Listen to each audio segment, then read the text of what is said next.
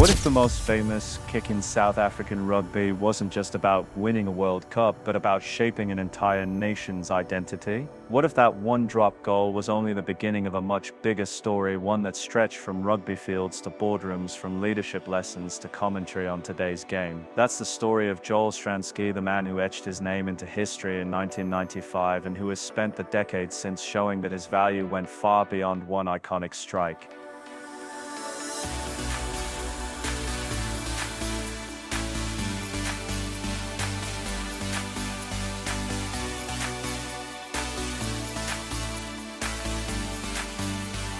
Joel Theodore Stransky was born on July 16, 1967, in Pietermaritzburg, South Africa.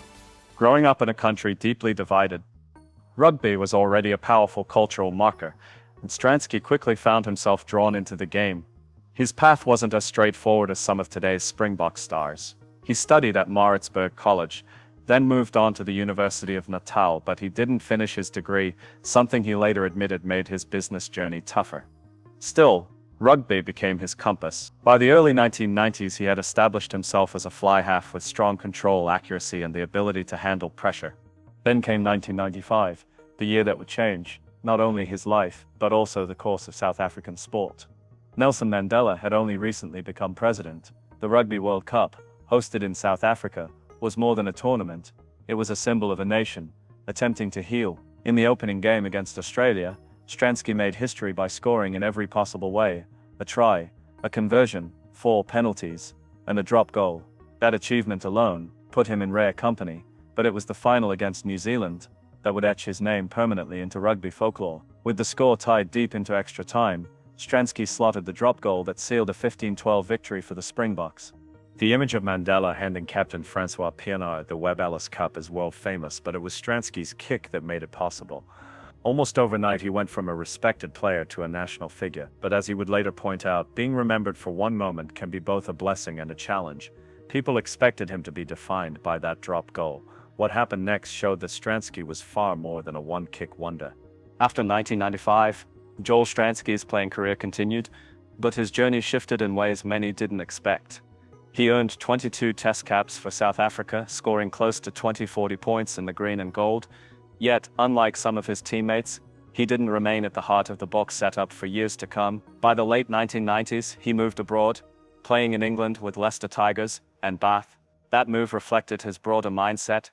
He was always looking for opportunities beyond the familiar.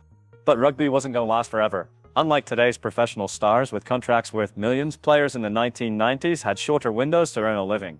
Stransky made a conscious decision to prepare for life after the game. He worked in corporate environments, climbing through roles that taught him as much about discipline and focus as rugby ever had.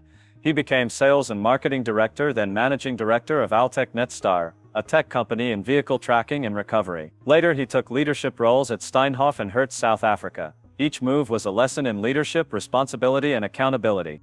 By 2012, Stransky co-founded Pivotal Capital, which evolved into Pivotal Group. This venture initially focused on investments in venture capital and technology, particularly around personal identity verification tools. It was a bold step, showing he wasn't afraid to pivot into industries that demanded innovation and precision.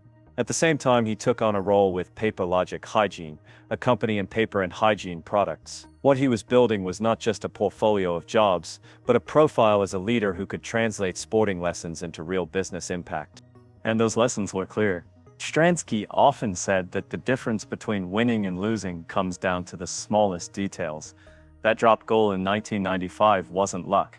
It was the result of hours of preparation, precision, and the ability to stay calm under pressure. He carried that same belief into boardrooms, where he emphasized that governance, process, and small adjustments can change the outcome of entire companies. His leadership style was inclusive and consultative. He refused to surround himself with people who only agreed with him. He wanted challenge, debate, and ideas that could push projects forward. What happened next showed just how far he was willing to apply those principles outside of Femeni. The story could have ended there, a rugby champion turned businessman. But Joel Stransky had more to say, especially about the game itself. He began working as a rugby commentator and analyst, giving him a platform to share insights shaped by both his playing experience and his broader leadership perspective. Unlike some former players who lean on cliches, Stransky was direct, thoughtful, and often willing to critique teams when he felt standards were slipping. One of his recurring themes has been the evolution of the Springboks. He has praised their ability to harness raw power and set-piece dominance, but has also argued that modern rugby requires more variation in attack. For instance, when looking at the Sharks in the United Rugby Championship, he pointed out that their attacking structure lacked bite. They were too predictable near the try line, relying on direct strength without creating multiple attacking lines or giving decision-makers enough options. His view was clear: predictability at the highest level is a weakness, and teams must adapt if they want consistent success. These comments carried weight not just because of who he was, but because they came with practical reasoning. He wasn't criticizing for headlines, he was urging teams to expand their options, to be smarter in execution, and to prepare for the way rugby is evolving. And he linked this to the Springboks' long-term future as well. With the 2027 Rugby World Cup on the horizon, Stransky has warned that South Africa's greatest challenge isn't just finding talent, it's managing the transition from aging veterans to a new generation. He has spoken openly about how Rassie Erasmus and the Bok management must balance loyalty to proven players with the need to prepare younger stars for the next cycle. But Stransky hasn't limited his views to rugby alone. He has also opened up about personal challenges, like his regret at leaving university before completing his degree. He admitted that it made his early business journey more complicated, forcing him to learn lessons the hard way. It was a reminder that even national heroes face doubts, setbacks, and moments of reflection. His willingness to talk about these struggles made his message even more relatable. Success isn't about a single kick or one shining moment. It's about how you keep adjusting, keep learning, and keep moving forward. And yet, just when it seemed like Stransky had found his balance between rugby commentary and business ventures, he pushed himself into an entirely different arena: endurance sport. Endurance sport became Joel Stransky's unexpected new passion. While many former players drift into coaching or fully step away from physical challenges, Stransky embraced cycling. He took part in grueling events like the Cape Epic, one of the toughest mountain bike races in the world. This wasn't about headlines. It was about personal drive, testing limits, and proving to himself that the competitive spirit didn't fade when the stadium lights went out. He described cycling as a way to stay sharp, mentally as well as physically. The lessons echoed rugby once again: preparation, pacing, teamwork, and resilience. He joked that in cycling there's no hiding. If you haven't trained, the hills will expose you quickly. In that sense, it mirrored business and rugby. Cut corners in preparation and you pay the price when it matters most. What made this even more interesting was how Stransky used these experiences to connect with others. He wasn't presenting himself as a flawless champion, but as someone who kept seeking challenges, kept learning, and kept building stories that went beyond a single drop goal. For younger South Africans and rugby supporters, it sent a clear message. Legacies aren't about clinging to the past, they're about creating new chapters. That message ties directly into the broader legacy of 1995. When people think of Joel Stransky, they think of Mandela in his Springbok jersey, they think of Alice Park, and they think of one famous kick. But what has kept his story relevant isn't nostalgia, it's his ability to keep speaking into the present. Whether through business, commentary, or cycling, he has turned that one moment of history into a lifelong journey of lessons. And today, as rugby faces challenges of professionalism, scheduling conflicts, and debates over player welfare, voices like Stransky's are more important than ever. He bridges the past and the present, reminding current players and decision-makers that while talent matters, structure, preparation, and adaptability matter even more. The final question is this: after everything, what does Joel Stransky himself see as his greatest contribution? And how does that one famous drop goal still shape the way he views rugby today? Stransky's post-rugby story isn't just about boardrooms and investments. It's also about staying connected to the game that gave him his platform. Insights often extended beyond technical breakdowns. He addressed rugby's growth, transformation in South Africa, and the importance of keeping pathways open for young talent. He didn't shy away from the hard questions either, particularly around governance and how rugby unions handle their resources. That willingness to tackle uncomfortable topics made him more than just a commentator. He became a voice of accountability in a sport that often faces scrutiny. At the same time, he used rugby as a springboard for philanthropic work. Stransky became deeply involved with the Laurier Sport for Good Foundation, an international charity that uses sport to address social issues like poverty, inequality, and education. He saw firsthand how rugby had helped unite South Africa during its most fragile years, and he believed sport could continue to be a vehicle for positive change. He also served on the board of First Car Rental and involved himself with projects that emphasized mentorship, education, and youth opportunities. One of the most notable ventures was the MAD Leadership Foundation, where he helped fund scholarships for young South Africans who showed leadership potential. For Stransky, this was personal. He had felt the sting of not finishing his own studies, and he wanted to ensure others had opportunities he missed. It wasn't charity for the sake of appearance, it was a way of investing in the future fabric of the country. But Joel Stransky has never been one to look back too long. For him, the question was always, how can the lessons of yesterday shape tomorrow? That thinking is what brought him into conversations about the modern game, where his perspective is as relevant as ever. What happened next brought him face to face with rugby's evolving challenges. As rugby grew into a fully professional global sport, Stransky was keen to highlight both its opportunities and its dangers.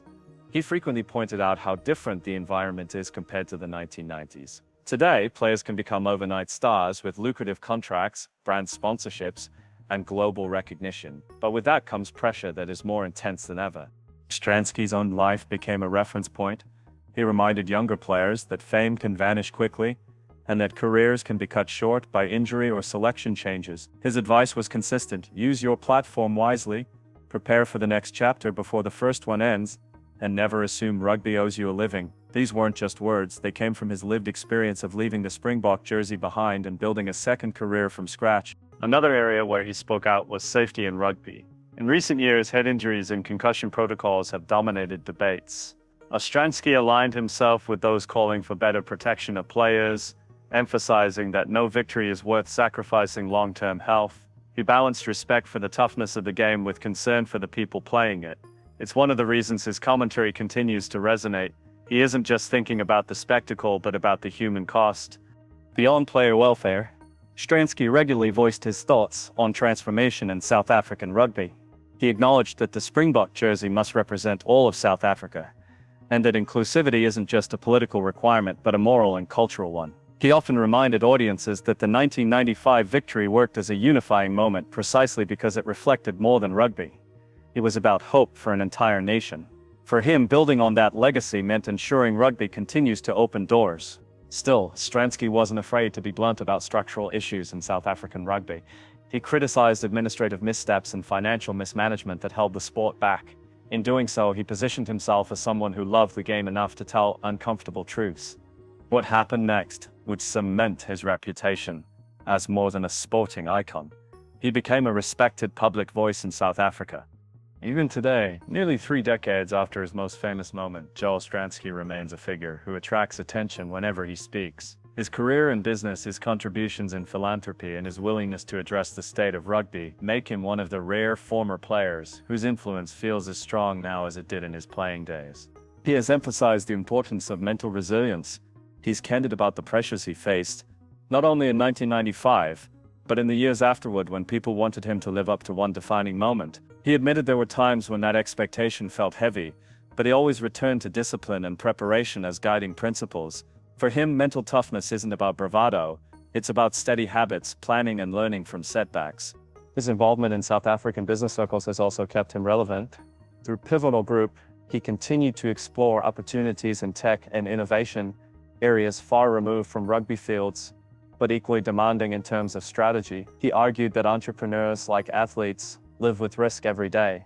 One wrong move can derail momentum, but the willingness to adapt separates those who survive from those who thrive. Stransky is not frozen in 1995, though that drop goal will always be the first line of his legacy. Instead, he continues to grow, to challenge, and to influence conversations that matter. Younger generations who didn't even see him play still hear his voice on television, still encounter his leadership through foundations, and still benefit from the doors he pushes open. And yet, the heart of his story remains the same. One man under pressure, making a decision that changed everything. The question that lingers is whether Joel Stransky himself ever imagined that a single kick would echo for decades, shaping not only how the world sees South African rugby, but also how South Africans see themselves. What comes next for him might surprise us all, because if there's one thing his career proves, it's that Joel Stransky is never finished writing his story.